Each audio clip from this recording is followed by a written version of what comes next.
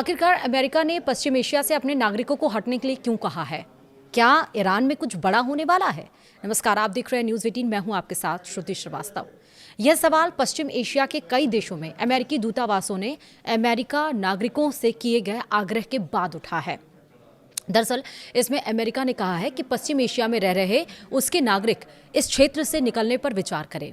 अमेरिकी द्वारा जारी यह सुरक्षा अलर्ट अम्मान, यरूशलम और बगदाद में अमेरिकी दूतावासों ने सोशल मीडिया पर पोस्ट किया है। इसमें कहा गया है कि अगर हालात बिगड़ते हैं तो अमेरिकी नागरिकों को इन क्षेत्रों से निकलने के लिए तैयार रहना चाहिए। इन संदेशों में अमेरिकी नागरिकों से उड़ान की जानकारी चेक करने और स्थानीय अधिकारियों की सुरक्षा सलाह का पालन करने का भी आग्रह किया गया है। ट्रंप ने बोला है कि हम इतने हमले करेंगे कि दरअसल अलर्ट में कहा गया है कि मध्य पूर्व में वर्तमान में मौजूदा अमेरिकियों को सतर्क और ज़्यादा चौकस रहने के लिए चाहिए। उन्हें फ्लाइट रद्द होने, समय समय पर हवाई क्षेत्र बंद होने और संभावित यात्रा में व्यवधान के लिए तैयार रहना चाहिए। यह अलर्ट ऐसे समय जारी हुआ है जब अमेरिका और ईरान ने हफ्ते भर के युद्ध विराम के बाद फिर से हमला शुरू कर दिया। इस बीच अमेरिकी राष्ट्रपति डोनाल्ड ट्रंप ने ईरान पर और अधिक सैन्य हमले करने की चेतावनी दी है। वहीं अमेरिका रणनीतिक रूप से महत्वपूर्ण हॉर्मुज को फिर से खुलवाने के लिए दबाव बना रहा है। मैरीलैंड स्थित कैंप डेविड के राष्ट्रपति आवास पर शुक्रवार को पत्रकारों से बातचीत में ट्रंप ने कहा है कि हम सिर्फ जीतना चाहते हैं। उन्होंने संकेत दिया है कि अमेरिकी सैन्य कार्रवाई अभी कुछ समय तक जारी रह सकती है। ये भी कहा कि अमेरिका ईरान पर बहुत कड़ा प्रहार करेगा। एक समय ऐसा आएगा जब वे कहेंगे कि अब हम और नहीं झेल सकते। वहीं ईरान पर युद्ध समझौता तोड़ने का भी आरोप है। जी हां, इसके बाद दिन में व्हाइट हाउस की प्रेस सचिव कैरोलिन लेविट ने ईरान पर अमेरिका के साथ हुए युद्ध विराम समझौते का उल्लंघन करने का आरोप लगाया। उन्होंने कहा कि तेहरान ने पिछले महीने अमेरिका के साथ युद्ध विराम संबंधी एक समझौता ज्ञापन यानी कि MOU पर हस्ताक्षर किए थे, लेकिन इसके तुरंत बाद उसने उसे तोड़ दिया, वाणिज्यिक जहाजों पर हमला किया और अमेरिकी सैनिकों की हत्या की।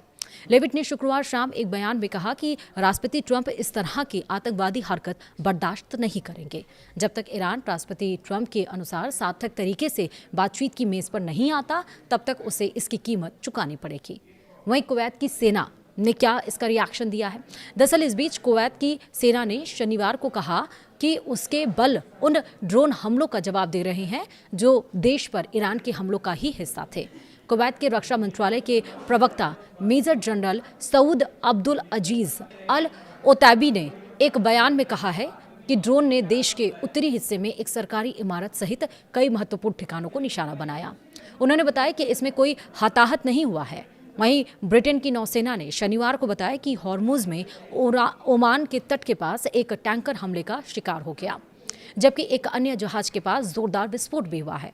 दोनों घटनाओं में किसी के हताहत होने की खबर नहीं है। वहीं United kingdom maritime trade operations ने बताया कि शुक्रवार को ओमान की लीमा से 11 समुद्री मील उत्तर पूर्व में एक अज्ञात प्रक्षेपास्त्र जहाज से टकराया, जिससे उसके इंजन रूम को नुकसान पहुंचा है। उसने ये भी बताया कि शनिवार को खसाब शहर से 21 समुद्री मील उत्तर पश्चिम में नौकायान कर रहे और एक अन्य टैंकर के पास एक बड़ा धमाका हुआ और पानी का भारी जो फव्वारा है वो देखा गया। ईरान भी हॉर्मुज में जहाज़ों को बना रहा है निशाना। ईरान ने अमेरिका के साथ जारी संघर्ष के बीच अपनी अनुमति के बिना हॉर्मुज से गुजरने की कोशिश करने वाले जहाज़ों पर बार बार हमले किए। पश्चिम एशिया में क्षेत्रीय तनाव की एक और घटना में हमास के हथियार डालने पर सहमत होने के बाद भी गजा पर इजरायल के हमले जारी हैं। स्थानीय स्वास्थ्य अधिकारियों के अनुसार शुक्रवार रात इजरायल द्वारा किए गए भीषण हमलों में मध्य गजा में कम से कम 2 लोगों की मौत हो गई और दर्जनों लोग घायल हो गए। ये हमले हमास द्वारा शुक्रवार को इस बात की पुष्टि करने के बाद हुए हैं कि वह हथियार डाल देगा। वहीं गजा युद्ध को समाप्त करने की दिशा में इसे एक बड़ी सफलता माना जा रहा है। हालांकि अब भी कई बड़ी रुकावटें बनी हुई हैं। फिलहाल वीडियो में इतना ही। नमस्कार।